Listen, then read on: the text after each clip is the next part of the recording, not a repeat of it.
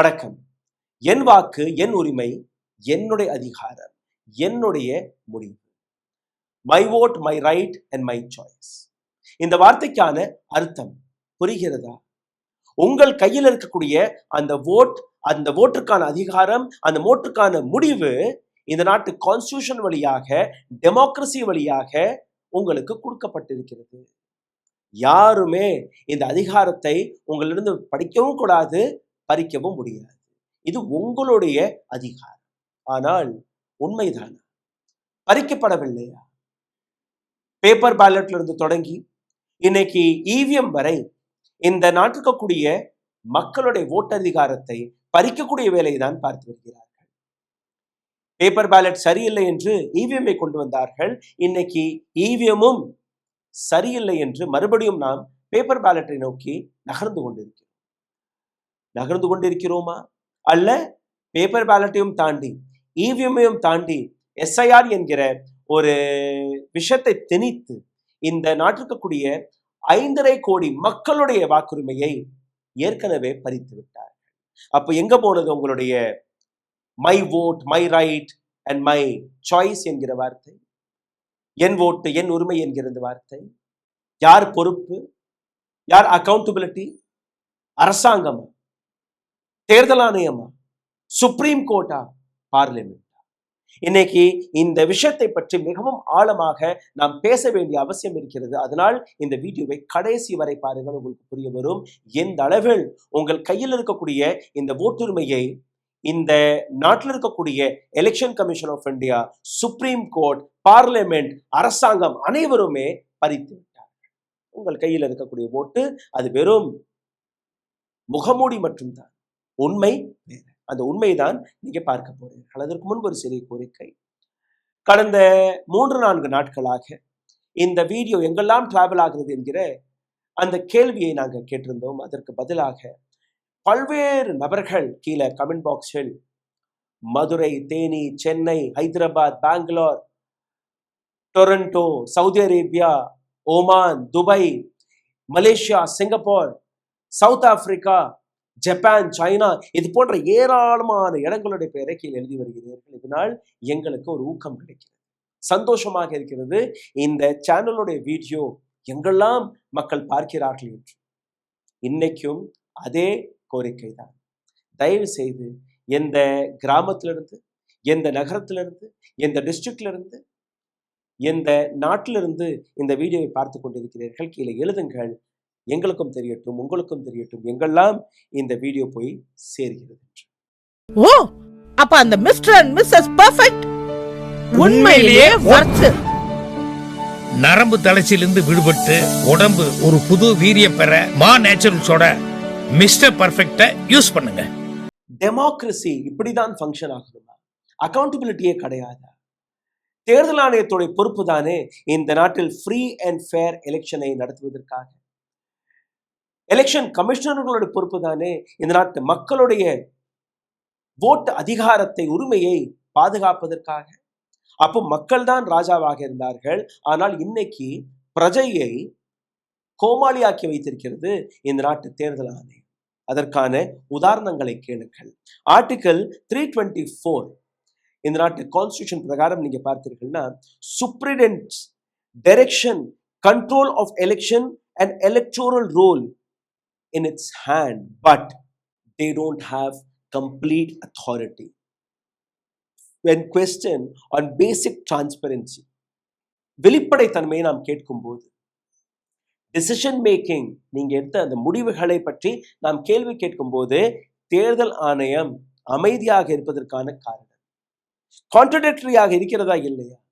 Technical எவேஷனை வைத்து பல்வேறு பதில்களை கொடுத்து தேர்தல் ஆணையம் அவர்கள் செய்கிறது சரி என்று கூறி வருகிறார்கள். ECI made truly accountable for free and fair election and they are answerable to you and me. இந்த நாட்டுக்கு கூடிய அனைத்து நபர்களுக்குமே தேர்தல் ஆணையம் பதில் கொடுத்தே தீர வேண்டும். ஆனால் பதில் கொடுப்பதில்லை.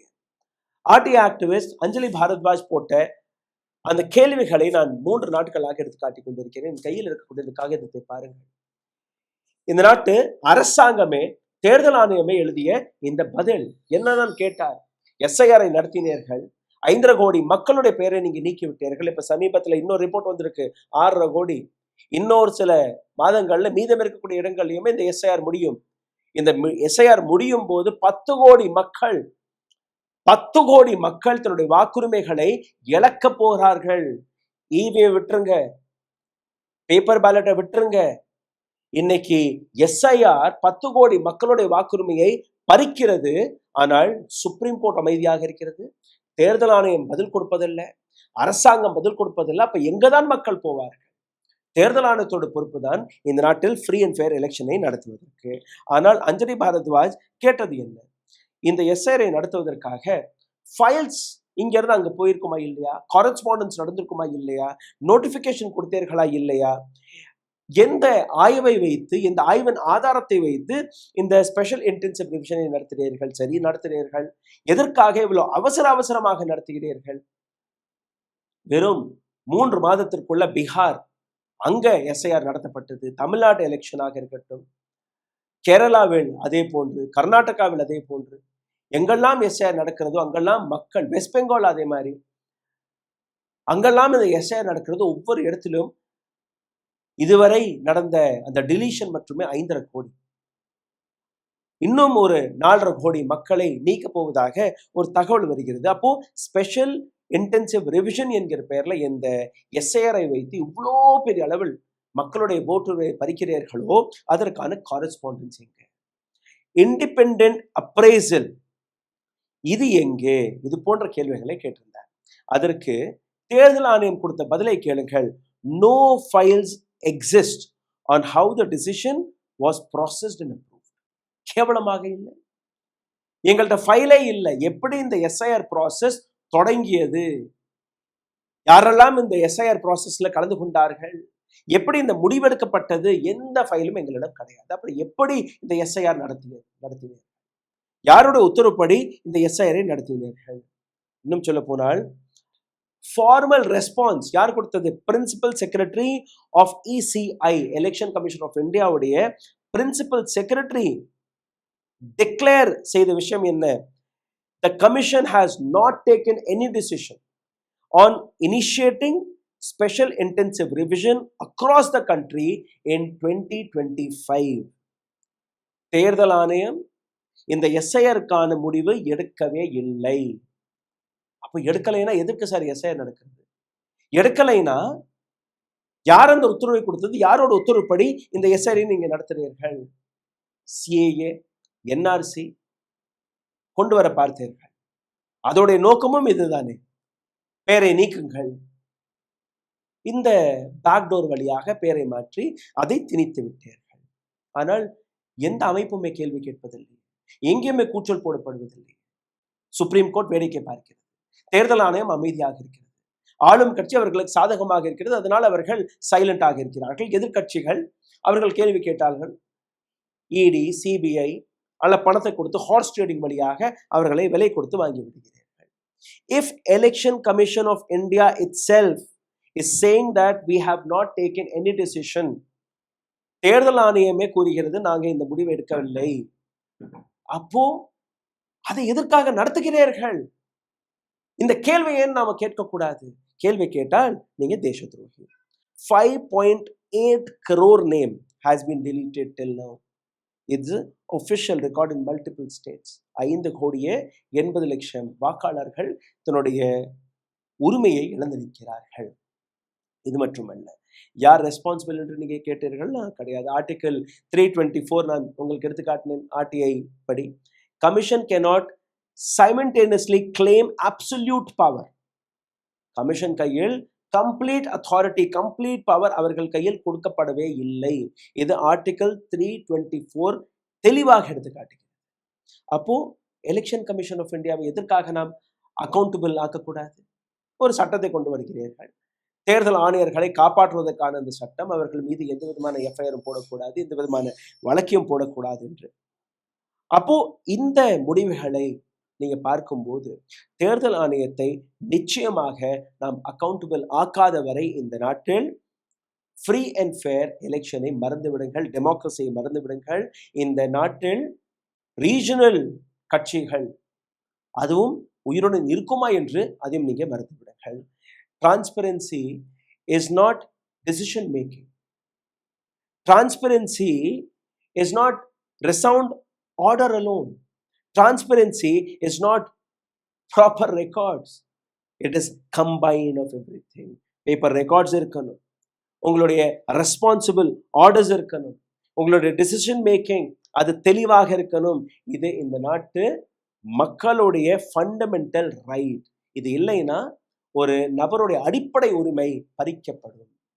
இது உங்களுக்கு கொடுத்த பொறுப்பு. நீங்க அதை சரியாக கையாளுகிறீர்களா கிடையாது. அப்போ எங்கெல்லாம் தேர்தல் ஆணையம் அக்கௌண்டபிலிட்டியாக அவர்களை நிற்கணும்னு நீங்க பார்த்தீர்கள்னா, ஸ்டாப் எலக்ட்ரல் மேனிப்புலேஷன் ரொம்பவே முக்கியமான ஒரு விஷயம். எப்படி இது நடக்குது நீங்க பாருங்க. ஒபெக் ரிவிஷன் டெலிஷன், அதாவது ஒரு நபருடைய உரிமை பறிக்கப்படும் போது, அவருடைய பெயர் நீக்கப்படும் போது அதற்கான சரியான விளக்கத்தை நீங்க கொடுக்கணும். கொடுக்கப்படுவதில்லை. Ensure free and fair election. இவிஎம்ல நீங்க வாங்க, இவிஎம் மீது நமக்கு சந்தேகம் இருக்கு, இவிஎம் பற்றி நாங்கள் ஆய்வு நடத்தணும் என்கிற ஏராளமான ஏராளமான கேள்விகளை கேட்டுக்கொண்டிருக்கோம். எத்தனையோ போராட்டங்களை பார்த்து விட்டீர்கள், எதுவுமே நடப்பதில்லை. அப்போ எப்படி ஃப்ரீ அண்ட் ஃபேர் எலெக்ஷன் நடக்கும்? நீங்க தான் எஸ்ஐஆருக்கே பதில் கொடுக்க மறுக்கிறீர்களே.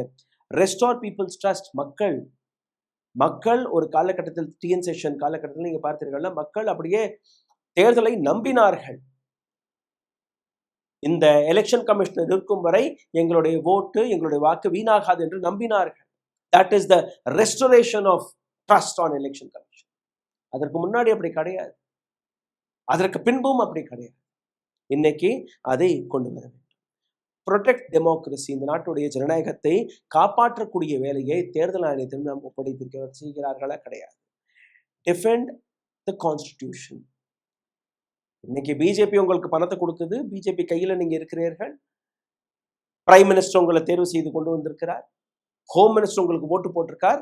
அதனால் அவர்களுக்காக நாங்க வேலை பார்க்கிறோம். சம்பளம் நீங்க மக்கள்கிட்ட வாங்குறீங்க. அப்ப மக்களுக்காக நீங்க வேலை பார்க்கணும், ஒரு கட்சிக்காக வேலை பார்க்க கூடாது. அதுதான் இன்னைக்கு இங்க நடக்கிறது. இந்த பேட்டர்னை கொஞ்சம் பாருங்கள். இவிஎம் மெஷின், இவிஎம் மெஷினை நீங்க பார்த்தீர்கள்னா மக்கள் மனதில் மிகப்பெரிய அளவில் சந்தேகம் இருக்கு. காரணம், lack of full verification. It is impossible by a independent person to verify. இந்த இடத்துல நான் பட்டன் அமுக்கினேன், நான் பிஜேபிக்கு தான் ஓட்டு போட்டேன், நான் காங்கிரஸ்க்கு தான் ஓட்டு போட்டேன், நான் டிஎம்கேக்கு தான் ஓட்டு போட்டேன், அந்த ஸ்லிப் என் கையில கிடையாது. அந்த மிஷன்ல நான் முத்திர குத்தல. நீங்க வேணா சொல்லலாம், அதான் அங்க மிஷன் இருக்கே சார், பார்க்கலாம். விவிபேட் மிஷன்ல நான் இங்க பட்டன் அமுக்கினா அதே சின்னம் தெரியுது. எஸ் தெரியுது. ஆனா அந்த விவிபேட் மிஷன் நீங்க ஒப்பிட்டு பார்க்க முடியுமா? சுப்ரீம் கோர்ட்டோட ஆர்டர் படி நீங்க பார்த்தீர்கள்னா வெறும் 5% மிஷன்களை மட்டும் தான் நீங்க சோதனையிட்டு பார்க்க முடியும். அப்போ அது வெரிஃபிகேஷனே 100% வெரிஃபை ஆகாத ஒரு காகிதம். அந்த காகிதத்தையும் உங்களால் வைத்துக் கொள்ள முடியாது. 45 நாள்ல நாங்க டிலீட் பண்ணிட்டோம்னு தேர்தல் ஆணையம் கூறுகிறது. சுப்ரீம் கோர்ட்டோட ஆர்டர் 1 வருஷம் வரை அந்த பேப்பர்ஸ்களை நீங்க பாதுகாத்து வைக்கணும் என்று.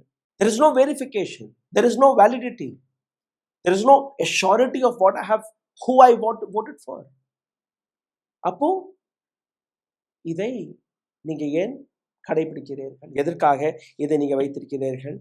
இந்த கேள்வி கேட்டால் பதில் கிடையாது. சரி, இவ்வளவு சந்தேகம் இருக்கு சார், நான் சுப்ரீம் கோர்ட்டுக்கு போறேன். ஓகே, போங்க. சுப்ரீம் கோர்ட்டுக்கிட்ட நீங்க போனீங்கன்னா அந்த ஃபைலை பார்த்த உடனே இது எங்களோட டிபார்ட்மெண்ட் கிடையாது, எலெக்ஷன் கமிஷன் ஒரு தனி கான்ஸ்டிடியூஷனல் பாடி, அங்கே நீங்க பார்த்துக்கோங்க, அவர் எடுக்கக்கூடிய முடிவு சரி. இவங்க மேல எனக்கு சந்தேகம் இருக்கு, அதனால தானே நான் சுப்ரீம் கோர்ட்டுக்கு வர்றேன்.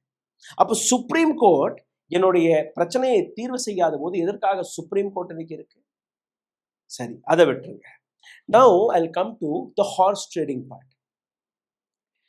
ஒரு எம்எல்ஏ ஒரு எம்பி இந்த கட்சி சின்னத்துல நிக்கிற மக்கள் அந்த கட்சி வந்துச்சுன்னா எங்களுக்கு நன்மை நடக்கும் என்று நம்பி அந்த நபருக்கு ஓட்டு போடுறாங்க. ஒரு கட்சி சின்னத்துல அந்த நபர் ஓட்டு போட்டு ஜெயிச்சு வந்துடுறாரு. அடுத்த நாள் நீங்க பார்த்தீர்கள்னா அப்படியே இன்னொரு கட்சிக்கு தாவிடுறாரு. காலையில இந்த கட்சி சின்னத்துல ஒரு நபர் வெற்றி பெறுகிறாரோ, மாலை வருவதற்குள் யாரோ ஒரு நபர் 2 கோடி ரூபாய் கொடுக்குறான், 10 கோடி ரூபாய் கொடுக்குறான்னு பணத்திற்கு ஆசைப்பட்டு அந்த பக்கம் தாவும் போது அப்பவும் தேர்தல் ஆணையம் வேடிக்கை பார்க்கிறது. அப்பவும் சுப்ரீம் கோர்ட் ஆஃப் இந்தியா வேடிக்கை பார்க்கிறது. இந்த ஹார்ஸ் ட்ரேடிங் எந்த அளவில் நடந்திருக்கு நீங்க பாருங்க. சிவசேனா கம்ப்ளீட்டாக அழிக்கப்பட்டு, என்சிபி கம்ப்ளீட்டாக கவர்ந்து, ஆம் ஆத்மி கட்சியுடைய அந்த அடையாளம் ஒரு சில பேர் தான் அங்க இருக்கிறார். டிஎம்சியை பாருங்க, மம்தா பானர்ஜியுடைய கட்சி, கொத்தாக 20 பேர் அப்படியே பிஜேபி. இந்த அனைத்திற்குமே ஒரு சட்டம் இருக்கு, ஆன்டி டிஃபெக்ஷன் லா என்கிற சட்டம். அந்த சட்டத்தையுமே பைபாஸ் செய்து இந்த ஹார்ஸ் ட்ரேடிங் நடக்கும்போது தேர்தல் ஆணையம் அமைதியாக இருக்கிறதுக்கான காரணம் என்ன? இந்த ஆன்டி டிஃபெக்டிவ் பில், இதை நீங்க புரிஞ்சு கொள்ள வேண்டும். Anti defection law it's a 52nd constitutional amendment. 1985ஆம் ஆண்டு 10வது ஸ்கெட்யூல்ல இந்த மாற்றத்தை கொண்டு வந்தார்கள். இதுல இருக்கக்கூடிய பவரை கொஞ்சம் கேளுங்க. அது எம்பியாக இருக்கட்டும் அல்ல எம்எல்ஏவாக இருக்கட்டும், ஒரு நபர் வாலண்டரிலி போய் ரெசிக்னேஷனை கொடுத்தால் அந்த நபர் அவருடைய டிக்கெட் கேன்சல் ஆயிரும். மறுபடியும் அவர் போய் மக்கள்கிட்ட ஓட்டு கேட்டு மறுபடியும் போட்டிட்டு வரணும். தோத்து போட்டாருன்னா தோத்து போயிட்டார். voting or abstracting from voting in the house against the direction or whip issued by the political party. ஒரு அரசியல் கட்சிக்குள்ள நீங்க இணைகிறீர்கள். அந்த அரசியல் கட்சி இந்த பில்லிற்கு எதிராக நாங்கள் ஓட்டு போடணும் இல்லை சாதகமாக ஓட்டு போடணும்னு அவர்கள் முடிவெடுப்பார்கள். ஸோ கட்சியுடைய முடிவிற்கு எதிராக நீங்க ஓட்டு போட்டீர்களாலும் உங்களுடைய பதவி, உங்களுடைய சீட்டு கேன்சல் ஆயிடும். இண்டிபெண்டன்ட் மெம்பர் ஒரு அரசியல் கட்சியிலிருந்து இன்னொரு அரசியல் கட்சிக்கு தாவினால் அவர்களுடைய சீட்டும் கேன்சல் ஆயிடும். Nominated members joining the political party after 6 months or taking their seat.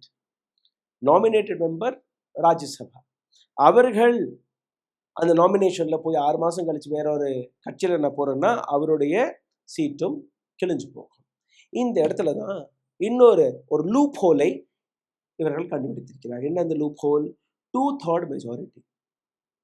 2/3 majority, அதாவது கொத்தாக மேக்சிமம் ஒரு கட்சியில் இருக்கக்கூடிய மெஜாரிட்டி நபர்கள் ஒன்றாக சேர்ந்து இதற்கப்புறம் எங்களுடைய கட்சி, இந்த சின்னம் என்னோடது அப்படின்னு அவங்க முடிவெடுத்துட்டாங்கன்னா அந்த கட்சி உடைஞ்சிடும்.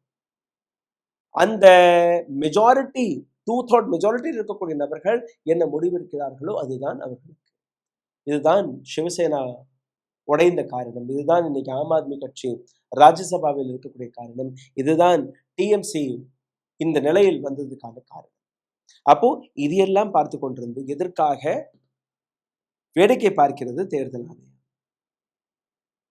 Is this not wrong? இது தவறு கிடையாது. நாட்டு டெமோக்ரஸிக்கு எதிராக கிடையாது. லோக்சபாவுடைய ஸ்பீக்கர் அல்ல ராஜ்யசபாவுடைய சேர்மன், அவர்களும் வேடிக்கை பார்க்கிறார். ஹை கோர்ட், சுப்ரீம் கோர்ட், அவர்களும் வேடிக்கை பார்க்கிறார்கள். எந்த விதமான டிசிஷனும் இவர்கள் எடுப்பதல்ல. அப்போ மக்கள் எங்க போறது? டிமாண்ட் எங்க எடுத்து வைப்பது? கோரிக்கை எங்க எடுத்து வைப்பது? Election commission, if election commission is not accountable on electoral manipulation, it will destroy this country. It will destroy the democracy of this country. Accountability ரொம்பவே முக்கியம். My vote, my right, my choice. என் வாக்கு, என் உரிமை, என்னுடைய அதிகாரம், என்னுடைய முடிவு. இதை மக்கள் கையிலிருந்து பறித்து கொண்டிருக்கிறார்கள். இந்த கேள்வியை நிச்சயமாக நாம் தேர்தல் ஆணையத்திடம் கேட்க வேண்டும், அரசியல்வாதிகளிடம் கேட்க வேண்டும், சுப்ரீம் கோர்ட்டிடம் கேட்க வேண்டும், பார்லிமெண்டில் இந்த கேள்விகள் ஒலிக்கணும். இந்த வீடியோவை எம்எல்ஏ உங்களுக்கு தெரிஞ்சவர்கள் இருந்தார்கள்னா அவர்களை டேக் செய்து கீழே எழுதுங்கள். இந்தந்த எம்எல்ஏ தமிழக சட்டசபையில் போய் பேசலாம், இல்லை இந்தந்த எம்பிக்கள் பார்லிமெண்ட்ல போய் பேசலாம்னு நினைக்கிறீர்கள்னா அவனோட பேரை கீழே எழுதுங்க. ஆனால் இந்த கூட்டத்தை நீங்க பாருங்க, எங்க ஆட்சி, எங்க அதிகாரம் கிடைக்கிறதோ அங்கே அவர்கள் தாவுகிறார்கள். அவர்கள் பேசுவார்களா? பேச மாட்டார்கள். மக்களாகிய நீங்கள் தான் இந்த முடிவை கையில் எடுக்கணும். இந்த வீடியோவை பகிருங்கள். உங்களுடைய கேள்விகளை, கருத்துக்களை கீழே கமெண்ட் பாக்ஸில் எழுதுங்கள். இந்த சேனலை தொடர்ந்து முடக்கக்கூடிய வேலையை பார்த்து வருகிறார்கள். காரணம், நாங்கள் தொடர்ந்து இது போன்ற விஷயங்களை எடுத்து காட்டி வருகிறோம். இந்த விஷயம் உங்களிடம் வந்து சேரக்கூடாது என்று நம்புகிறார். இதிலிருந்து மீட்டெடுப்பதற்காக அருகில் இருக்கக்கூடிய QR கோடை பயன்படுத்தி உங்களால் முடிந்த உதவியை நீங்க தெரிவிக்கலாம். நன்றி, வணக்கம். ஓ, அப்ப அந்த மிஸ்டர் அண்ட் மிஸ்ஸஸ் பெர்ஃபெக்ட் உண்மையிலேயே வர்த். நரம்பு தளர்ச்சியிலிருந்து விடுபட்டு உடம்பு ஒரு புது வீரியம் பெற மா நேச்சுரல்ஸோட மிஸ்டர் பர்ஃபெக்ட யூஸ் பண்ணுங்க. ஊடகம், கார்ப்பரேட், அரசியல்வாதிகளின் கைப்பாவையாக அடிமைகளாக இருந்தது போதும். இனி சாட்டை எடுத்து சுழற்றும் நேரம் வந்துவிட்டது.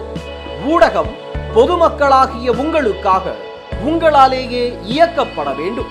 ஊடக சுதந்திரத்திற்காக உங்களின் பங்களிப்பை இன்றே அளித்திடுங்கள்.